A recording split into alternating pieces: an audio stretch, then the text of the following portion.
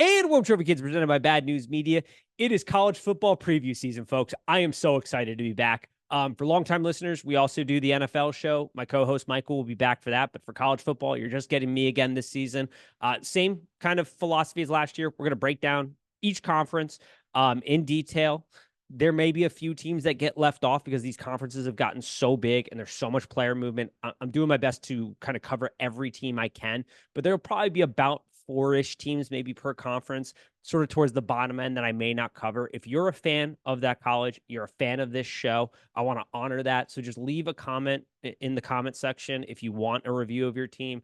I'll be happy to try to put something quickly together for you here. I have a general, understanding of all the teams, but from a content purposes, from trying to keep this somewhat relatively digestible and not just incredibly long, there are some teams that aren't going to make the cut. I do apologize ahead of time, but like I said, if you're a fan of that team, you want some content on that team heading into the season, just let me know, and I'll try to get something out relatively quickly. Also, if you're a longtime listener, me and names do not get along. I can struggle with some pronunciations. I'm just going to get that off the rip right now. Don't come for me in the comment section. I apologize. I'll do my best, but that has been a lifelong challenge on my part.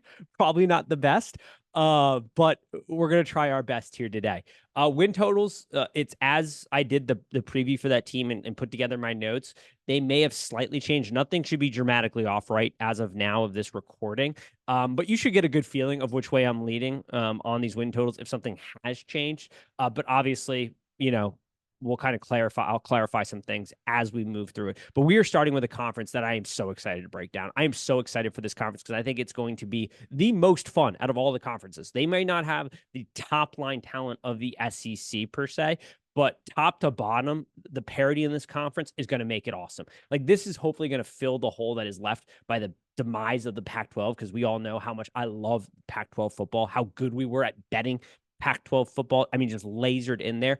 I'm hoping this conference is going to be that. I think it will be. There are a lot of fun offenses in there. There's some question marks on defense. It is the conference of absolute chaos, none other than the Big 12. This conference, there are so many teams that I'm so excited to talk about in here. There are so many dynamic offenses. There's going to be a relative theme here, though, on the defensive side of football for a lot of these teams.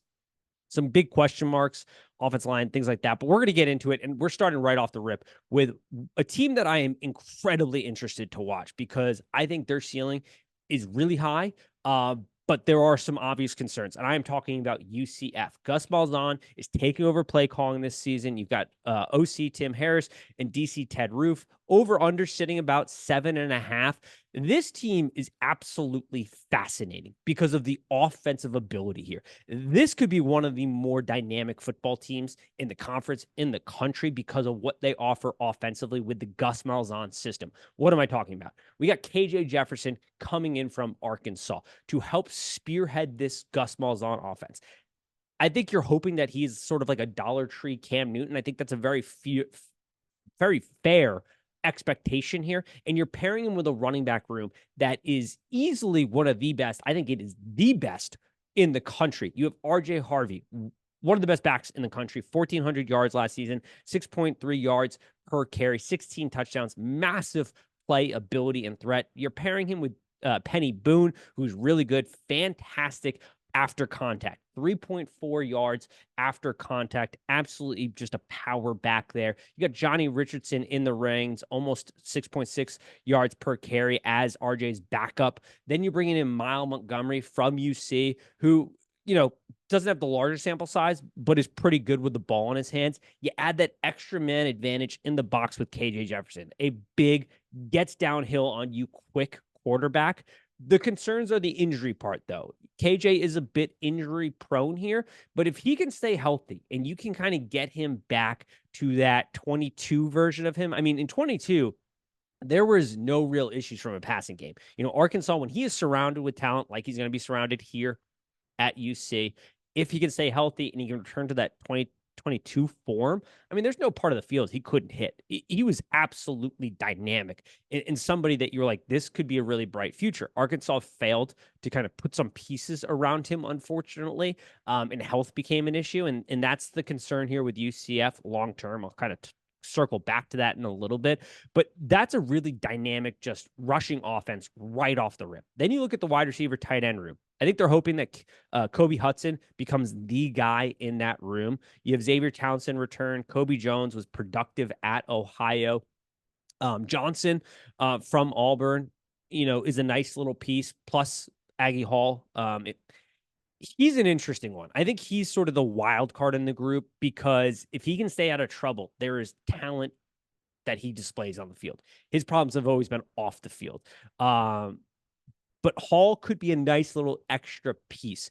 The offensive line is a really interesting part for UCF this season because they have a good problem, but it's a problem they're going to have to figure out. And that is what this rotation is going to look like because they have a really good mix of veterans and young, high upside guys, which is nice because you have depth. This is a collision sport. You need depth at places like the offensive line, but figuring out that rotation early in the season is going to be really crucial to their overall success.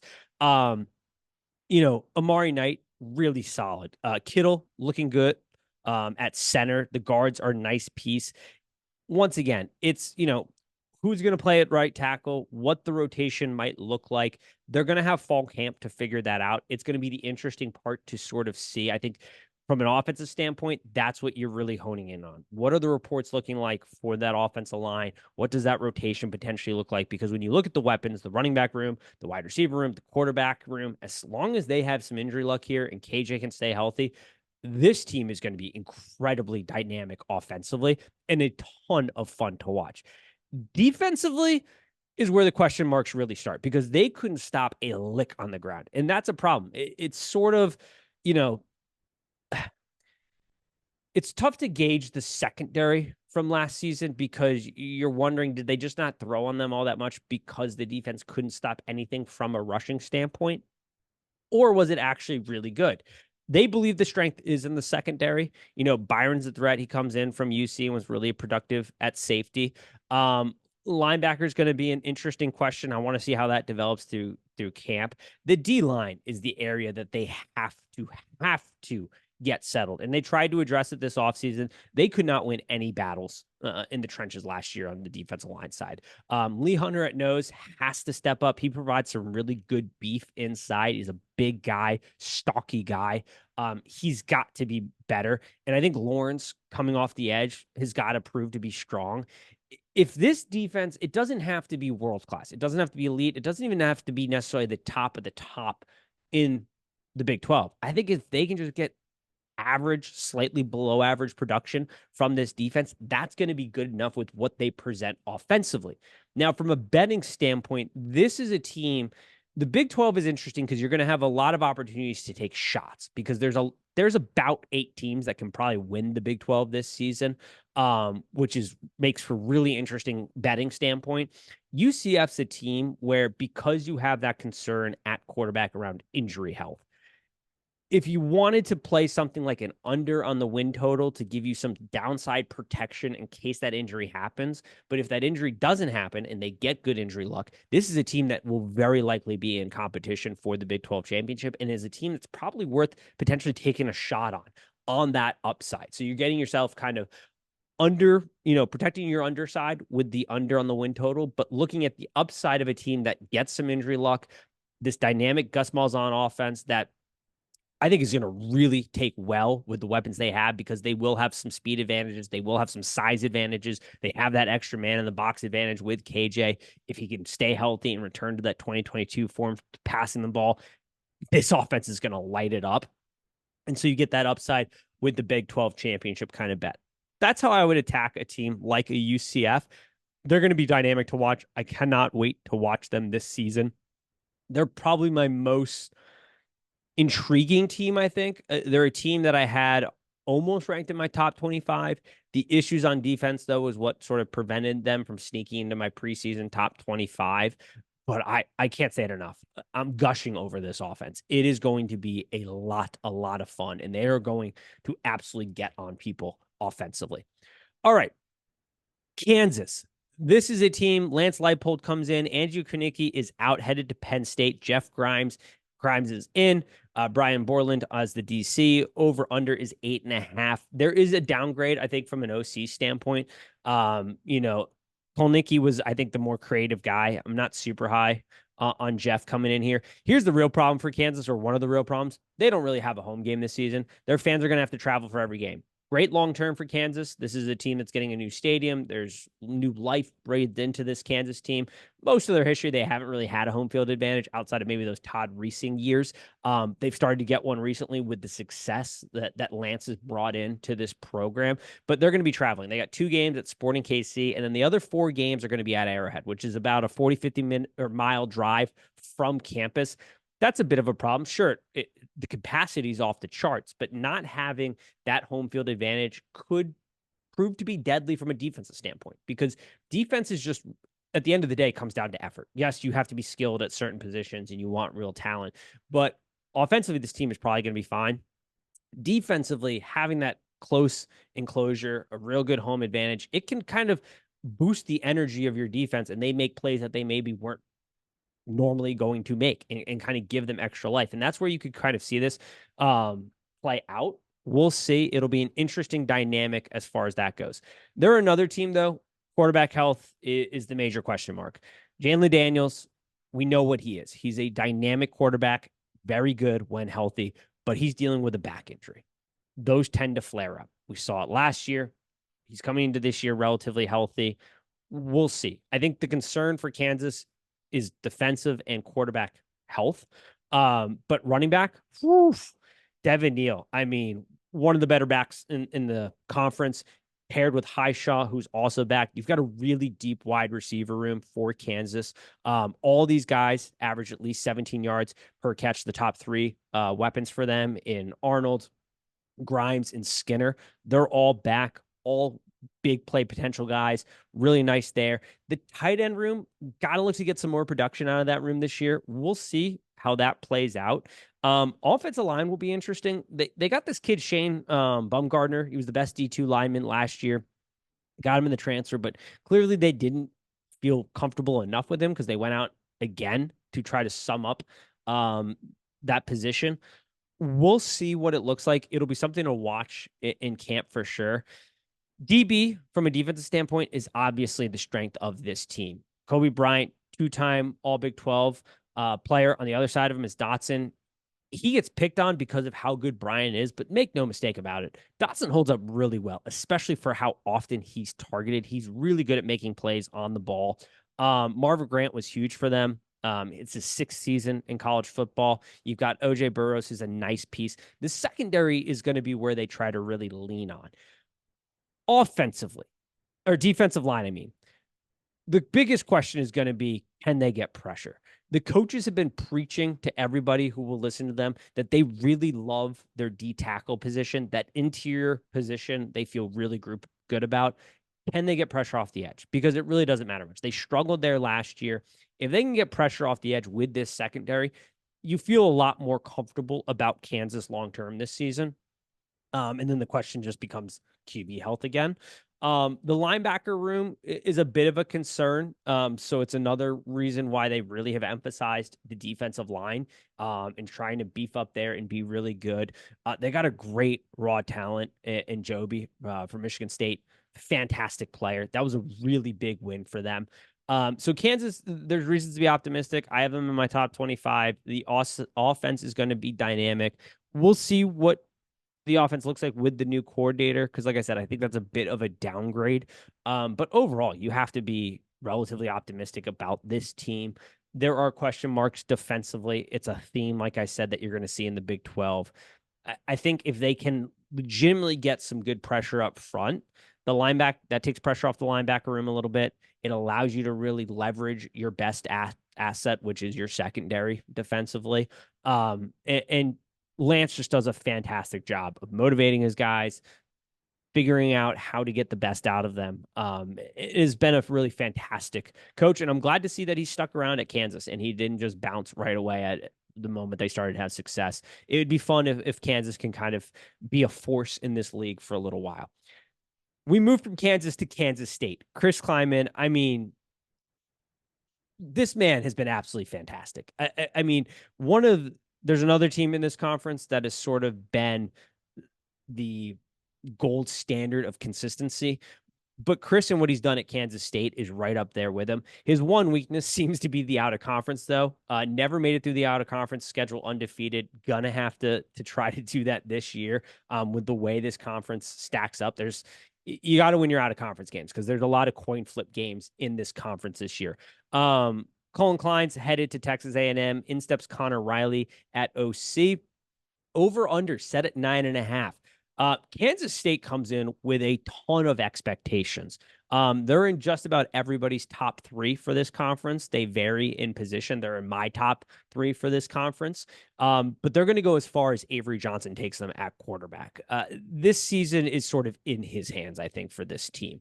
He's a fantastic athlete. He needs to increase the accuracy a little bit, but at the end of the day, in the sample size we saw last year, his throwing ability was sort of Will Howard's ability. I mean, they were very close. So if that's the floor and the ceiling's the moon, you have to be incredibly happy as a Kansas State fan because he adds an extra dynamic, and his ability to be an athlete and be part of the run game adds a whole nother dynamic to this because they've got a thunder and lightning thing going on here in the backfield this year between DJ Giddings, who is their top running back. He's the bell cow back, but then you get that off-speed pitch with Dylan Edwards coming home from Colorado. He's a really dynamic player. It gives them that thunder and lightning approach. And then you add Avery Johnson into the mix at quarterback to be able to run the ball, and whoo, that's a lot of fun. From an offensive standpoint. So you feel good about those two position groups. The wide receiver tight end room, it's like, who's going to step up here? I think Dante Cephas, if he can return from his Kent State production and be less like his Penn State days, you're going to like him as a piece here. Jace Brown came in late, was a true freshman last year. Let's see if he can carry on that production that he was able to kind of muster up towards the end of last season. Coming on late into that season, sometimes we see guys carried into the next season. He was kind of an unproven guy as a freshman, but you like the production you were getting out of him towards the back end of the season. We'll see where that is. I have faith that they're going to figure that out. The O-line, though, 4 starters are gone. Not a ton of experience at center. Taylor Porter will probably be the anchor. Need to have a big season from him interiorly. You've got inexperience at center. You've got a young quarterback. That could be a concern. I think you give Chris and his coaching staff a bit of the benefit of the doubt here to figure it out a little bit here and piece something together that is effective for them. The O-line was a strength last year for them, though. Losing those 4 starters is tough. Let's see how it pieces together, but I do give him the benefit of the doubt. I give Kansas State in that program sort of the benefit of the doubt that they'll get that figured out because they just historically have. And there's no reason necessarily to believe that they can't do it again this year. Defensively, though, this is a team that the whole has to be better than the sums of the part. They're top 15, though, in returning production. They have to limit big plays, though. This team was really good down to down, but they gave up some massive explosive plays last season. They've got to find a way to kind of corduroys that and not let that bleed them out, essentially, in games. D-line loses their best pass rusher. Somebody's going to have to step up from that defensive line, but they have been preaching this offseason that they're not super concerned about it because they have, I think it was 3 guys, maybe 4 that redshirted last year at defensive end that because they had the talent up front, they had the luxury of redshirting these guys. So they got a bunch of guys at defensive end that they feel really comfortable about. They feel really good about this defensive line. Let's see how it plays, but they were preaching that at media day. They've been preaching that kind of all off season, that this is a group that even though we may have questions, I have questions about what the production might look like, they feel really solid about it. So once again, I'm going to give the benefit of the doubt to a head coach that has proven that he runs a very solid program, and we're going to take his word for it a little bit, but we're going to trust but verify here. So the first part of this season, we're going to kind of be keying in on that defensive line and seeing what they get. The linebacker room is interesting. You don't kind of look at that room and go, man, they have a real difference maker. But they do have this guy, Desmond Parnell. Underdog story, local Kansas guy, if I'm not mistaken. Wasn't really recruited coming out of high school, but they really love this dude. He has worked his ass off. He's bulked up in the weight room. We saw it last season. He's apparently put on some good, healthy weight again this year. Really, really bought into the program, and he covers a lot of distance for them.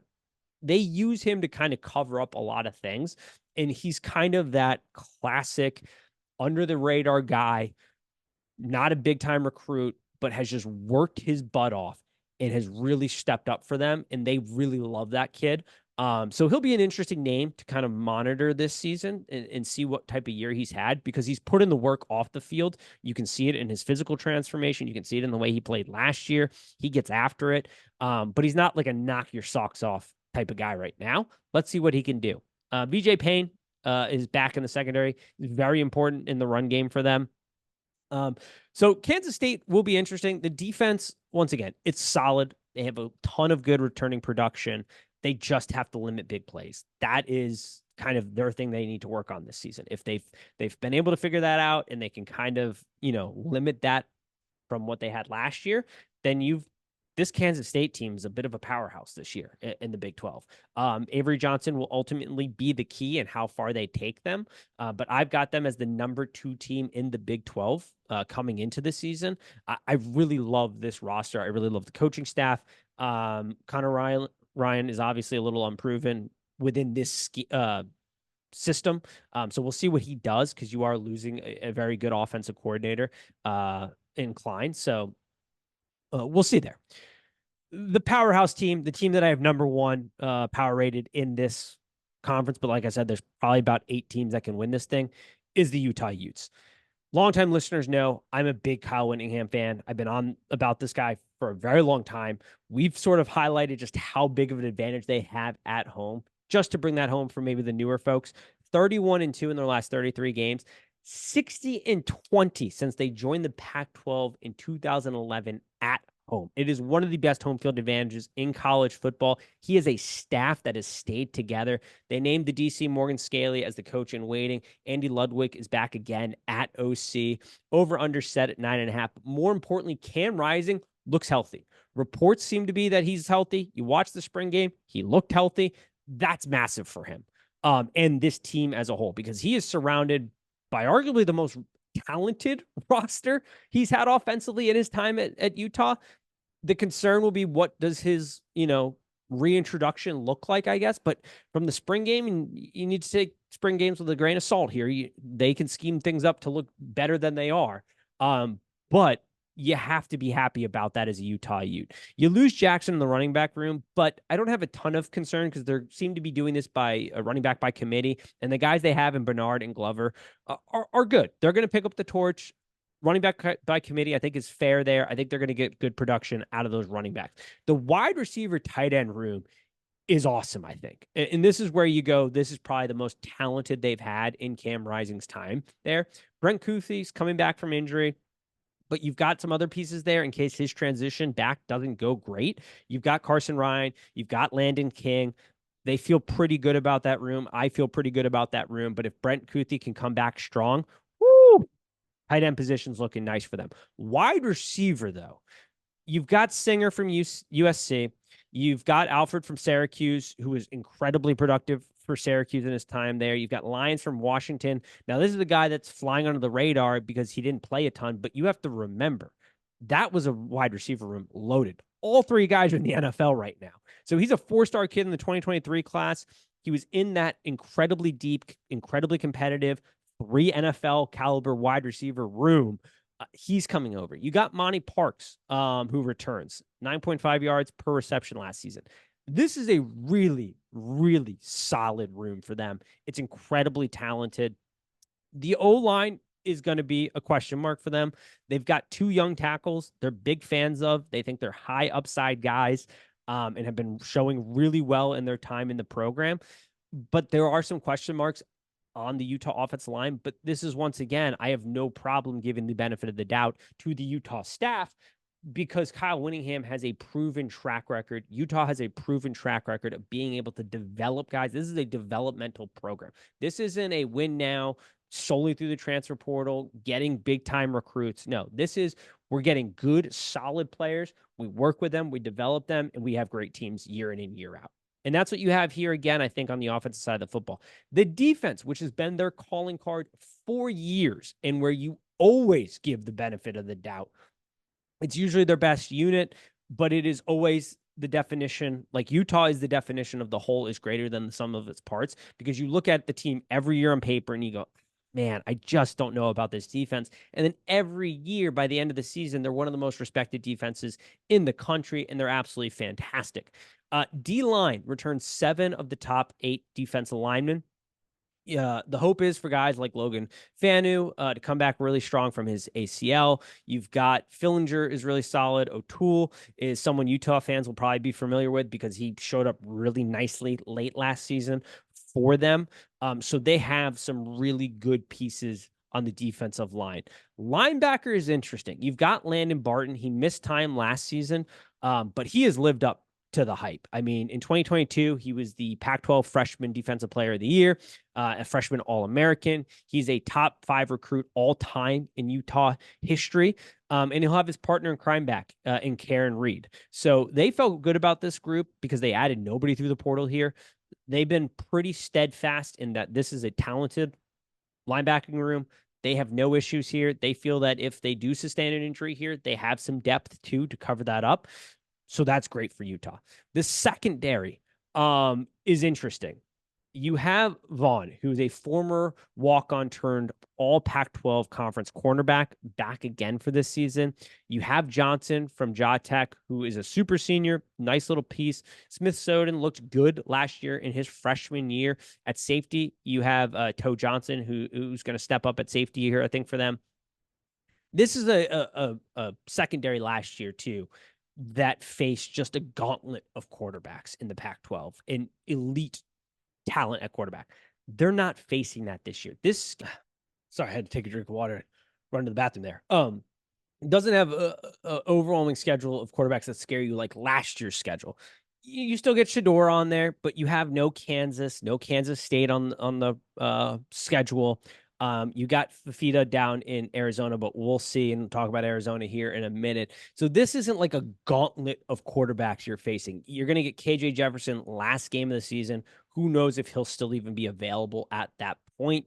Because they play Baylor, Utah State, Oklahoma State, Arizona State, TCU, Houston, BYU, Colorado, Iowa State, and UCF. Like, this is a very winnable schedule that they should pretty much dominate as long as they keep the injury health. There isn't that quarterback threat that they had last year in the Pac-12 that was just loaded with incredibly good quarterback play. So I feel really good about Utah. They are the team, I think, that comes in deservingly so as the favorites to win the conference. So I have no issues with them being power rated as number 1. They are my power rated number 1 team in the conference, and I feel very good about Utah. From Utah, we go to Colorado, where Deion Sanders has once again set the expectations sky high. He's talking playoffs. I'm talking bowl. Colorado's goal is to bowl this season, I think, folks. There is some upside here. We're going to talk about them. They are one of the 8 teams, I think, in the Big 12 that has a chance, if they really hit on some key things, to compete for a Big 12 championship. But we'll talk about all the position groups here. OC is Pat Shurmur. He took over play calling from Sean Lewis during last season when they made that switch. Rob Livingston comes in from Cincinnati as their DC. Look, Cincinnati does some great things in the secondary. I love Lou. If you listen to the NFL show, you know how high I am on Lou. I think he's fantastic. The Bengals run a very interesting defense from a secondary standpoint because they have to try to combat some of the most prolific passers in the NFL, given they play in the AFC. We'll see how much of that was Livingston. We'll get a real good look at that quickly because the calling card for this defense is going to be the secondary. But we'll talk defense after we talk offense. Pat Shurmur, OC. I think it will be a nice switch overall for Colorado. I like Sean Lewis. I think he's a fantastic offensive mind. I think he's going to have a lot of success. I just don't think he was a good fit for Colorado because what he wanted to do didn't really fit with what they were set up to do. He wanted to be up tempo, wide receiver choice routes, a lot of passing. And it was very productive for Shedeur Sanders, but you saw the problems. Sometimes he was holding on to the ball a little bit too long because there wasn't that faith that the wide receiver and him were seeing the same thing. They weren't able to really run the ball effectively. Part of that was the offensive line fault. There was a very large mental load put on Shedeur every single snap, pretty much. Not to say he can't handle it, because he clearly could. He had a very productive season last season. But I think just the fact that Pat Shurmur is going to simplify some things, there's going to be more just designed handoffs where there isn't that option. It's just a run play. You can kind of take a break for a moment. I think is going to do some wonders for Shedeur Sanders, just getting those kind of mental rest reps a little bit there and giving your brain a second just to kind of have some off time here, as well as I think it'll be good for what they're suited for a little bit more, this offense. But we'll see. Shedeur Sanders, been talking about him, bona fide NFL prospect. I'll be very interested to see what he's worked on this offseason. I'm going to talk a little bit more about some concerns when I talk about the offensive line, but he's really solid. We all kind of know what he is at this point, a very good NFL prospect.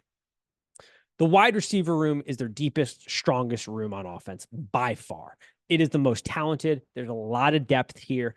It allows for Travis Hunter to play some less snaps. They're going to need him a lot more on defense this season, I think. So having this deep room and not having to have him play, like 420 something snaps or whatever he did last year, which was crazy. But he's so ultra talented that you want him playing both ways. Is going to be nice, I think. Wester comes in from FAU. I think he's the best. LeJohntay is a really nice piece for them to pick up this offseason. If you want to get familiar with his game, pop on the FAU Clemson tape. He jumps off the tape. He looked absolutely fantastic in that game against a very good secondary and an elite defense, very good on an FAU team. And he also offers you something on special teams. So he's a really nice piece. You get Will Shepard in from Vandy. I like him. Horn may seem a little bit of a smaller role this season. Jimmy Horn's back just because of how much depth they have, but that's fantastic because as I will repeat over and over again, this is a collision sport. This isn't a contact sport. This is a collision sport. Depth is incredibly important if you want to make a run at things. They have it in this room. Where they don't have it, I don't think, is the running back room. Dallin Hayden's a nice piece. He looked good in spurts at Ohio State. He was surrounded by some elite level talent, though, so we'll see how well his game translates to the Colorado system, but he's nice. The loss of Dylan Edwards, I think, is huge. I know Colorado fans don't really want to admit it because he wasn't like this bell cow back, but as I talked about him in the Kansas State preview and breakdown, he's a nice off-speed pitch. He's a nice depth piece. He allows you to do some different things from the passing game and the run game. It's important. McCaskill was also important. Those were really good depth pieces here for them. I think this depth is going to be challenged, especially later in their schedule, based on how the front end looks and then kind of how tough their schedule could shape up to be. So that'll be interesting. Obviously, what everybody wants to talk about is the offensive line room and what that's going to look like. It's entirely new, including a new offensive line coach. They don't have a lot of time to get things going in this room. They don't have a lot of time to gel because they have North Dakota State in the first week, which they should win that game, I think, pretty handedly. We'll see, but that should be a pretty good win for them. But then they go to Nebraska. And Nebraska defensively for this offensive line is going to be a handful. They got some man-eaters on that defensive line. That's a really sound, really effective defense. We're going to talk about them in the Big Ten preview. Offensively, Nebraska probably won't be fully up to speed given they're starting a true freshman, so that'll be nice for the Colorado defense. But offensively, this offensive line does not have time to really gel and come together. It's completely new. Tyler Brown was in the program last year. They thought they were going to be able to use his services last year. They couldn't. They're going to get him. He looked nice in the spring game. The spring game was 1v2s, so take it with what you will. I wasn't hugely overimpressed by the offensive line, but it looked fine. Jordan Seaton, this is the question mark, I think, for me, because he gives up the sack in the spring game. Okay, long way between spring game, fall camp, and then the start of the season. Plenty of time for exponential growth. But you are a true freshman moving from the high school ranks to the college ranks, playing one of the toughest positions on offense at left tackle. He is an incredible prospect.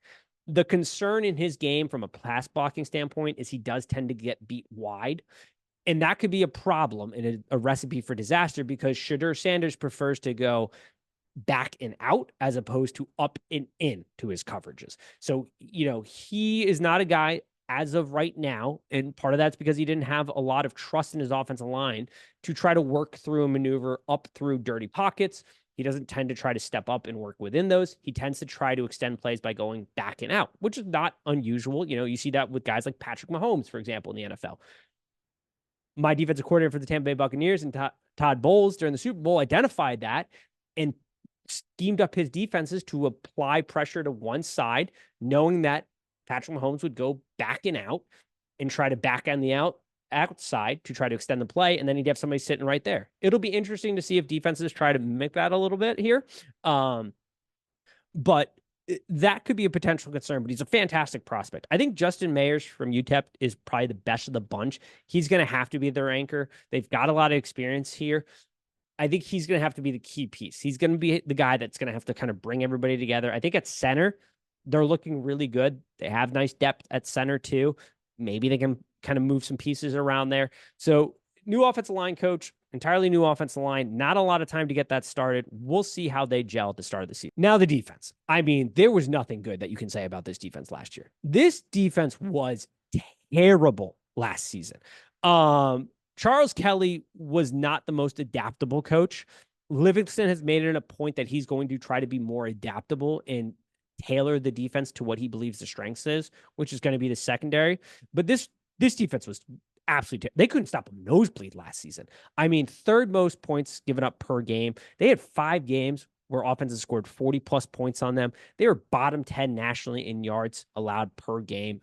Just terrible. It starts in the trenches. They identified that. They got better, though. BJ Green from Arizona State was a piece Arizona State very much wanted to keep. They could not retain him. They were upset about it because he is a bona fide, really, really nice piece to add on the defensive line. I think Hayes, if he can get off the ball and get some pressure, will be nice. There's depth here, but it's depth in the sense of it's a lot of raw balls of clay that they got to shape into something. So this is where Dion and his program, his coaching staff are really going to be tested. How good are you at developing players? Can you be a developmental program as well as this high skill recruiter, good salesman, win now mentality? You have to be able to develop this defensive line because there are nice pieces here. If this defensive line does not perform, it is on the coaching staff, not the pieces that they were handed, because they've got some nice pieces there. Linebackers a concern. I don't like the linebacker room. I don't think it's very good. And they know it. That's why they tried to go after a guy like DJ Lundy from Florida State and acquire him. They weren't able to kind of finalize that. While DJ Lundy's not great in coverage, he is a mentality boost for sure. He's a thumper. He brings a certain type of edge to the linebacker room that they may be missing. They're going to kind of rely on Bentley a lot. He's really good at blitzing, kind of a liability in coverage. That's why they're bringing Trevor Woods, who played safety for them last season, down into the linebacker room. They're going to try to convert him there. I think Hill Green might be a guy too that they can get some production out of. They're going to need it though, because once again, I think this room is very thin. I'm not a huge fan of it. The secondary, I made a comment earlier and I got jumped on after the spring game because I talked about how I thought the secondary was thin, and I want to kind of clarify that. Frontline talent's fantastic. Not a lot of depth behind that. They add Preston Hodges from Liberty, who was really good, and he was part of one of the best group of 5, if not the best group of 5 program at Liberty. You get DJ McKinney over from Oklahoma State. He was a really nice, solid coverage player last season for them. This is where you see Livingston's flexibility, though. And this is where, if you're a Colorado fan, you have to be hopeful for what he's going to be as a DC, because they are taking Travis Hunter and they're moving him more inside at that nickel spot. That's probably where he should have been all along. I talked about it last season. He seems, I don't want to say allergic to the weight room, but he hasn't had the development that you would like to see from a physicality standpoint. Great on the conditioning part of conditioning and strength and training. Not so great on the strength part. And you saw it because he got bullied a lot on the outside. I mean, heck, Stanford might still be playing pass and catch on him right now. It happened all season. You didn't have to look far before we got that. He's still a very good corner, but he does have that ability to get bullied on the outside. What he is elite at, what his best attribute is his ability to move laterally, his ability to stop and start. Fan-freaking-tastic. Moving him inside, having that flexibility to do so, I think is a incredibly smart move by Livingston and this Colorado coaching staff. I think it's going to pay dividends for them. I think he's going to be fantastic in there. Shiloh's going to be interesting. I've talked to some people that have some insight into the program and are familiar with the program. They're saying he had surgery this offseason and he could miss the first couple games, potentially. If that's the case, that's a problem because he's not the best in coverage, but he's fine and serviceable. He really helps their run game. And with a linebacking room that has question marks and two teams in North Dakota State and Nebraska that are going to look to pound the rock on you, if he misses those 2 games, that could be a huge loss. Ultimately, when I look at the whole of this Colorado football team, I said it after the spring game. I'm going to say it again. I think this is a 5-6 win football team. Vegas thinks the same. They put it at 5.5. I think that's spot on. There is some upside here, though, too. They are my 8th team out of the 8 teams that I think can win the Big 12. They're sort of the last team to kind of make that cut. That's because they have a lot of skill position talent on this team, but it's going to require some injury luck. It's going to require just some normal, that ball is shaped funny and bounces funny sometimes type of luck. They're really going to need Deion Sanders and this coaching staff to up their game. We have yet to see Deion and his coaching staff, whether it was when he was at the HBCU or his first year at Colorado, do well in big key moments from a coaching perspective. He has been fantastic when his teams have a clear-cut roster talent advantage. Easy to win those football games, though. The problem is when that advantage shrinks, the expectation for them to win tends to shrink because there are mental lapses from a coaching staff standpoint. There's questions about how well they really develop in the offseason, how well they prepare week to week to compete against some of these teams. Let's see if he can take a jump. If he can take a jump, because the Big 12, especially on their schedule, there are so many coin flip games. The margin for error is so thin because so many of these teams are so close together that it's going to come down to a handful of plays, a handful of decisions throughout games that are ultimately going to make this. I think ceiling, they're an 8-win team, but I think ultimately they're probably going to fall in that 5-6 win range. I think with the changes they made on the offensive line and the defensive line, they are about a 1.5 to 2 game better team than last year's team. Let's see what they can do from a coaching standpoint. They got to get off to a quick start, though. If they don't get off to a quick start, it's going to be very tough for them. All right, Arizona. Jeff Fish is off to Washington. In steps Brett Bema. Dino Babers, one of my favorite coaches at Syracuse. He's won the Trophy Kids a lot of money from a betting standpoint. Steps in at OC. They won 10 games last season. Win total is at 7.5. They have 7 restarters, but more importantly, they return their 2 best players in Noah Fifita and McMillan. Problem, though, well, maybe potential problem. You don't love what you're hearing about McMillan right now. They're kind of saying he's going to return on the timeline that best fits him. You'd rather hear he's going to be good day one. That leaving that door open, not great, I don't think, because they're going to need him this season. Fifita does a great job of protecting the football. Once he kind of stepped in and took control of this Arizona team, you saw it start to take off. They hit the portal hard at the running back room. They have 2 very productive backs. McMillan is without a doubt entering this season as one of the best, if not the best. I don't think he's the best, but he's top 3 wide receiver in the country right now. The problem is you're losing 2 guys. Their next 2 best guys, their 2-3 punch in Tanner, the tight end, and Jacob Counting, the wide receiver, both off to the NFL. So he had other people that could be his running mate. So he wasn't seeing as much double, essentially. Defenses are going to key on him because I don't really know if they have much else in the wide receiver this room. I am a little bit more down on Arizona heading into this season than I think most are. I think a lot of people are very high on Arizona. They certainly have high upside because of Fifita, because of McMillan returns healthy. I just think they've lost some really key pieces. But offensive line, 4 guys are back. The best of the bunch in Jordan Morgan gets drafted, though. That's a huge loss. The spring game looked a little chaotic on the offensive line. So let's see how that shores up. Defensively, huge success, but similar to Colorado, hopefully this season, it's not hard to go from one of the worst defenses up a little bit. Now, they jumped a good amount and were a very competent defense. And I think Brent recognized that. He kept on a lot of the guys that he thought was responsible for that defensive improvement last season and gave them jobs on his staff.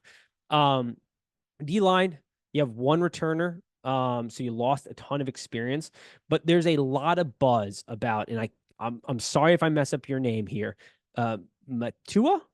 He's their 6'2", 346-pound nose tackle. I mean, just talk about bringing the beef inside. You got Trey Smith in from San State. You brought in a bunch of experienced guys. I don't know if there's any game changers in there. We'll see. Linebacker room, though. I think this is where they feel the best as far as what they're going to get here. Jacob Manu, returning captain. He's the brains of the defense. He can get a little lost in coverage, but he's just basically responsible for getting everybody lined up and then just stopping the run and blitzing. Highly effective at that. You've got Justin Flower, among others, to return. There's a lot of really good competition in that room. That's what they've been talking about a lot. Arizona feels really good about the competition and the guys that they are bringing into fall camp this year, and they think that room is going to be incredibly competitive. You got Levictus Sua, who is their highest recruit in 2023 in that room, so that's going to be really good for them. I think they got a huge get in keeping Davis in the secondary. He graded out as the fourth best corner in the country last year. The rest is going to sort of be by committee. I think they're just going to sub a lot of guys in and try to do the whole, the whole's got to be greater than the sum of the parts here. They're facing a lot easier offenses, though, so that is good, but they travel a ton. I think the goal here for Arizona is similar to Kansas State in the sense that, like, our defense doesn't have to be elite. It just had, or I should say USC. It doesn't have to be elite. It just has to be good enough to not blow games because the offense should still be very potent. I think Babers is going to do a good job scheming up things. They've got some weapons in there. They're going to be productive on the run game. McMillan can be healthy and Fafita's protecting the ball. Offensively, they're going to put up some points. So just can you not blow leads? I am a trust but not verify in this one. Trust but verify in this one. I think that they could see some regression overall in Arizona this season. I don't have them as high as a lot of others do, but that's not. Some of these teams are just very hard to grade, if we're being very honest about it, because there are a lot of moving parts.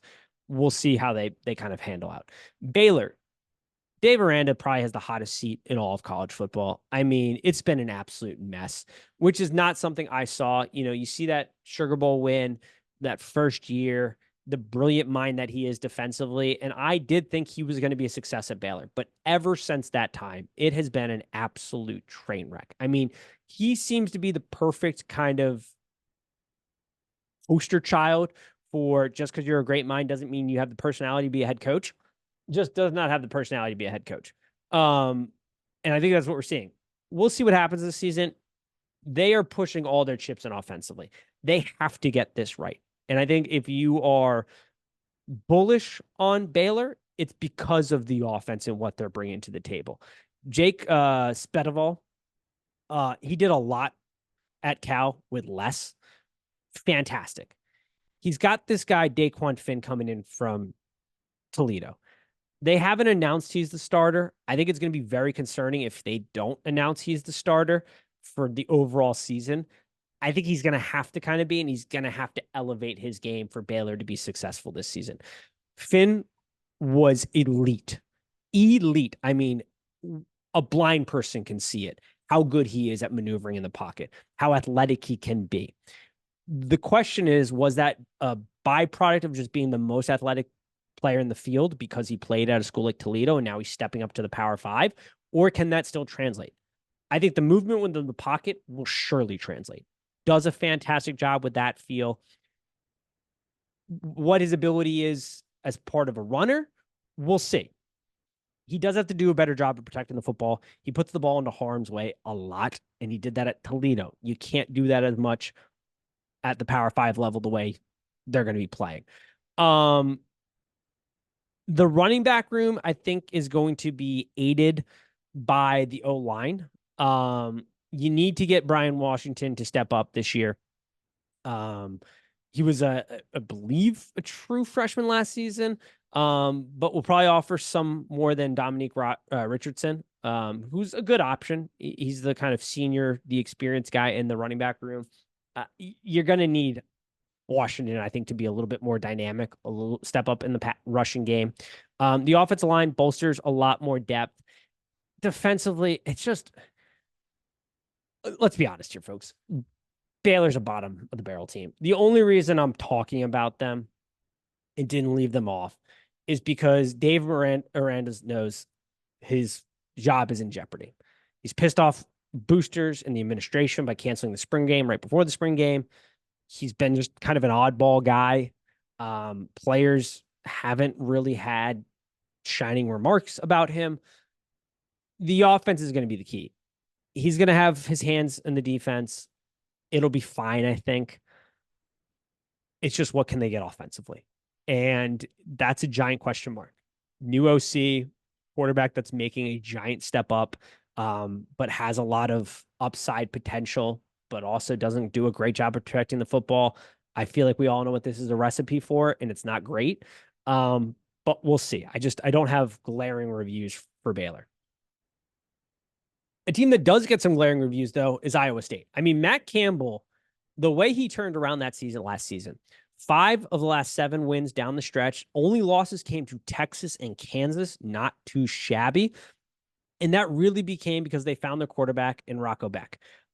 He throws a fantastic deep ball. He gets the ball out quick.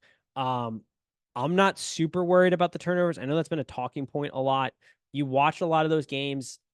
I think you'd live with the way those turnovers were created last year. As long as he's smart and continued his development this offseason, as far as being able to read the defense and be comfortable in the offense, I'm not overly worried. I don't think you walk away from last season going like, that's a guy who puts the ball in harm's way unnecessarily. I think some of it was just some bad luck. Some of it was some just kind of rookie, trial by fire type of stuff. But he does throw a beautiful deep ball. Running back room, fan-freaking-tastic. Abusama, I mean, he's the name to watch. I think he could be one of the best backs in the nation. He'll be talked about nationally. He's absolutely fan-freaking-tastic. Wide receiver, you get Eli Green transfers in from North Dakota State. Higgins is the big play guy. They've got Knoll coming back. He's very effective in the slot, middle of the field type of guy. The safety blanket and the player that's just a behemoth out there. I mean, just an Iowa giant.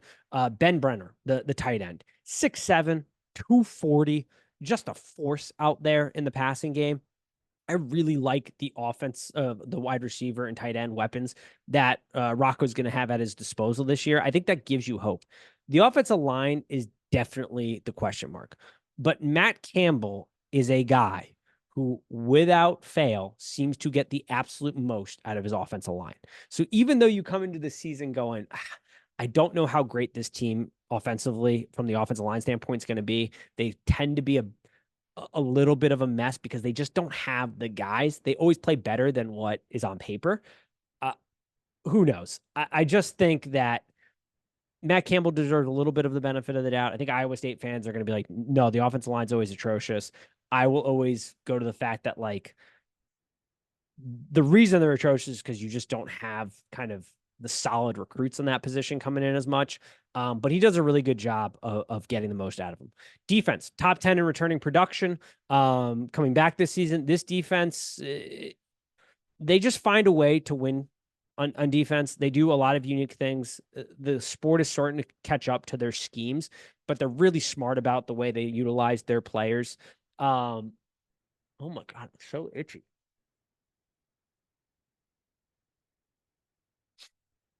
UL Monroe transfer edge rusher. Kenron Snyder is some guy that they are incredibly high on right now.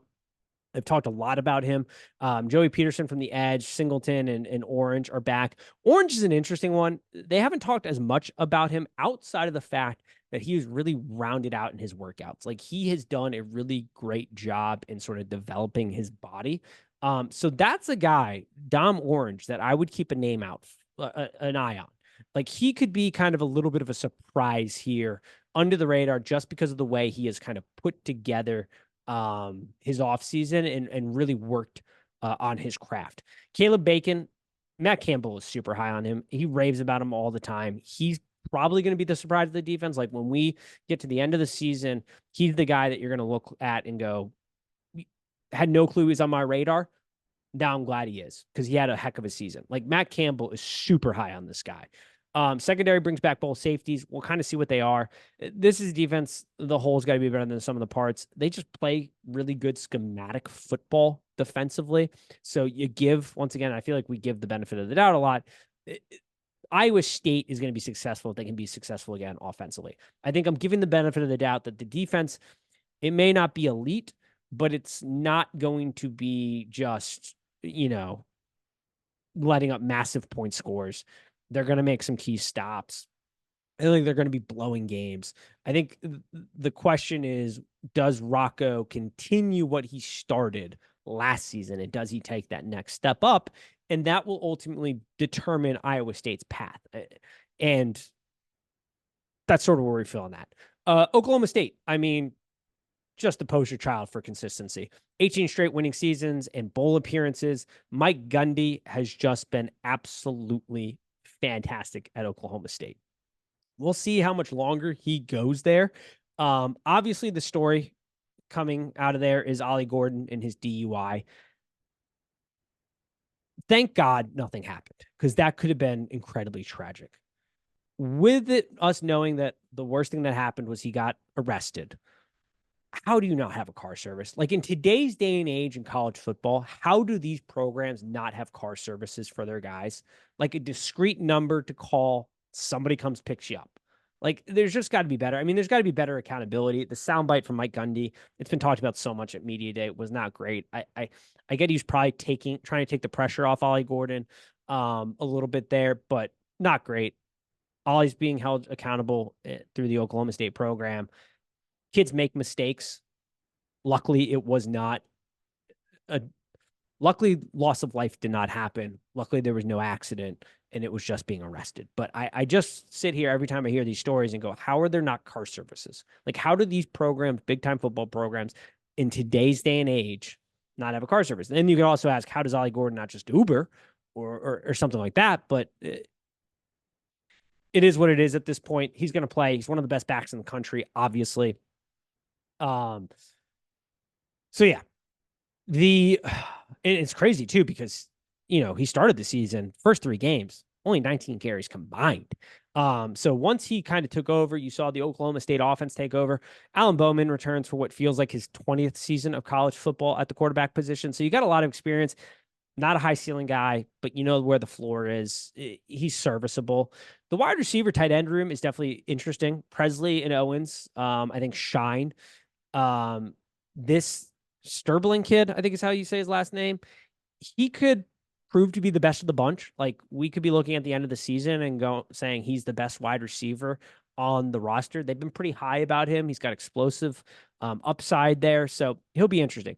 Offensive line, though, is why you're really high on this team because you have Ollie Gordon, but then you have him running behind an offensive line. It's one of the reasons he returns. That just has insane experience in returning production. Second most career starts in college football history, 214 this line has. It's the most experience in college football this season. So I think, feel really good that the fact that you have a really strong offensive line, you have a quarterback who sure doesn't have a high ceiling, but the floor is certainly high enough with Ollie Gordon carrying the rock in a 3 really good wide receiving options. I think you feel very optimistic about this Oklahoma State offense. Defensively, and this is something I called for when Jim Knowles left, was regression. And they think that they're going to be back where they were this season. They think they're heading in the right direction. We'll see. I think Colin Oliver is the biggest piece on the defensive line. He's liking that 4-man front they're starting to run. So I think he's going to have to shine for them and sort of be the leader and the voice in the defensive line room. Nick Martin's returning. He's a massive piece for them. At linebacker, Kendall Daniels is moving from safety. So that will be good. He's put on some weight. He's better against the run. Not super great in coverage, but at the linebacker spot, he'll probably be better than where he was at safety. So that's really good. The secondary is the interesting part because down to down wise, they were pretty good, but they got burned for some big time plays last season. They have to limit that. Corey Black returns. He's probably the only guy that's like really worth his salt at this point. Somebody else is going to have to step up in that room. They're going to have to get some production there. Oklahoma State, because the questions defensively are there, I still have them as the third best team in the Big 12 heading into the season. I think that offensively, they're just going to be able to control so much of the game that it's going to take pressure off the defense. Defense will have some time to find its footing based on the schedule. And so, yeah, I think they're in a good spot returning. All right, TCU. Talk about a fall off in the national championship. Sonny Dykes, head man there, obviously. Browse at OC. Andy Alvarez comes over from Boise, which was interesting given the issues he had at Boise. I think it's a little concerning that the quarterback room has not been resolved yet. You have Josh Hoover, who was there last season. He somehow hasn't won the job. You've got this Vandy transfer in, Ken Seals, smart guy, picking up the offense really well. It'll be interesting. Hoover gets the ball out of his hands really quick, but he doesn't really threaten you with a deep ball or really look to push the ball. And I know that they want to do more of that this season. So we'll see if he gets the starting job. That will be an interesting battle to watch. Cam Cook, though, in the running back room, high ceiling guy, redshirt freshman. They've got Trey Sanders from Bama. He's solid. Like he's a good, solid back, but they're going to have to get production out of Cam Cook. Cam Cook's going to have to be the difference maker in this room for them to really exceed and excel this season. Tight end or wide receiver tight end room, you lose widely. I think Savion Williams, if he had a productive offseason, if he did the work this offseason, could be the guy in this room. Eric McAllister comes over from Boise, long, athletic kid, kind of good on those deep 50-50 balls as a weapon for them. So we'll see. The offensive line is interesting. It's a mix of a lot of guys who don't seem to have been able to cut it at larger programs. And then some guys from lower levels that are going to have to step up. So it's a very big question mark overall on this offense. If the offensive line can get it together and can be productive for them, there's reason to believe that Sonny Dykes' offense will be productive. But you're going to have to get Cam Cook going. You got to figure out your quarterback situation. There's a lot of questions there. Defensively, 8 transfers, but they bring in a lot of experience. 6 returning starters from last year, but it was a bit of a disaster. Defensive line has to be able to get more pressure. Nothing last year going for them. They're moving from a 3-man front to a 4-man front, but you lost Williams, your best defender. The linebacker room, that's an interesting room. They think it can be the strongest with Caleb coming in from Cal. He was a guy that even Ohio State was kind of kicking the tires on. You bring back Namdi, who was a converted safety last year, led the team in tackles. It's a very competitive room. They're hoping for great production out of that room. We'll see. Secondary, you bring back Bud Clark. You get this ODU transfer, James. Very productive. You get a Utah transfer in Broughton, who is productive and solid. I think there's reason to be optimistic about the secondary. Defense hinged on the defensive line. Can they win in the trenches there? We'll see. I have a lot of question marks about TCU. A lot of people are calling for positive progression here. Hard not to see some type of progression from last year's team. I'm not overly optimistic about them, but maybe they outkick their coverage a little bit here, and get themselves headed in the right direction. They're not completely a bottom feeder team, but I also don't think they're like the greatest team out there in this conference. I've got them. Let's see, where do I have them power rated? I have them as the 10th best team in the conference right now. Not a whole lot separating though, 1 through 10, but I don't think they're winning the conference. Let's just say that. I don't think they're a team that can win the conference this season. Texas Tech. back-to-back winning conference seasons. That's huge for them. Hasn't happened since Mike Leach was there. Joey McGuire, I think he's got this program headed in the right direction. Um, Health is a big concern at tight end for them. Morton has to be able to stay healthy. If he can stay healthy, you've got Taj Brooks, who is just a workhorse. I mean, he's right up there with Ollie Gordon, just a bell cow back. You get great production out of him. They get this Micah Hudson kid coming in. He's the highest ranking recruit in program history. Tight end Mason Thorpe and Josh Kelly in the wide receiver room comes over from Washington State. He was, I think, a very good pickup from Washington State as well. Josh Kelly and then Mason Thorpe at tight end. Like there's some pieces here for sure. O-line's in a rough spot. Only one starter back. They've got a new O-line coach. They're breaking in a bunch of guys from smaller schools. It could be rough sledding for them early in the season, but if they can get some quarterback help, this is a team to kind of watch on the back end of the season. Like this is a team that you might find me talking about from a betting standpoint towards the back end of the season. We just got to watch to see how they can figure things out. They're going to be strong in the run. Like I said, Taj Brooks, fantastic, right up there. The new O-line will be interesting. We'll see. Defense gets a nice schedule to start to try to get its footing this season. You know, who's going to step up in the defensive line room will be interesting. Isaac Smith is sort of the guy that they're saying is going to kind of be able to bring the pressure with Carroll on the inside. We'll see. They need somebody to step up in that room. Jacob Rodriguez and Ben Robert are back in the linebacking room. Robert is kind of better in coverage. Or I should say Rodriguez is better in coverage. Robert is better against the run. So they play nicely off of each other, which is good. Secondary, CJ Bakersville and Brian Lux are both back. Very solid, young secondary. This is kind of where I'm talking about. Like the schedule is nice for them early to kind of get their footing, find their defensive identity, find their offensive identity. They'll probably have some rough sledding, but towards the back end, they could be a little bit of an interesting team. They could ruin some team seasons if they're not, careful. And they're playing Texas Tech at Texas Tech, which we know they've been very good there. Like, it'll be interesting. I'm very interested to watch this team, see how they develop, and kind of go from there. West Virginia. Man, West Virginia outkicked its coverage last season. Really fantastic. Neil Brown knew he was on the hot seat. And so he did what coaches do when they're on the hot seat, took over their respective group. He took over offensive play calling. He found his QB in Garrett Green, and that duo was dynamic. Neil Brown, I think, deserves a ton of credit for understanding what Green can do well and just doing that offensively. Like, he really didn't put Green in a spot where he wasn't set up to succeed. It was get the ball out quick, take deep shots, and if that's not there, go be an athlete.